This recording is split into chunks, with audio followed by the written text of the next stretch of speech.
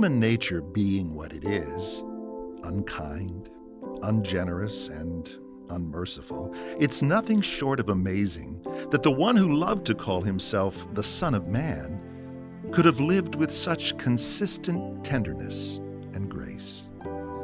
Jesus is that great exception to our otherwise unbroken rule of brokenness and sin. The unfallen one of us, whom heaven also affirmed as Son of God, offers us the grace we have no right to offer ourselves and rarely offer to each other. We follow him in hope, believing that his saving act is the sole lifeline of humanity. He ever lives to intercede for us, so that we too may yet lead lives that bless the world with unfeigned generosity. His grace will lead us home. So stay in grace.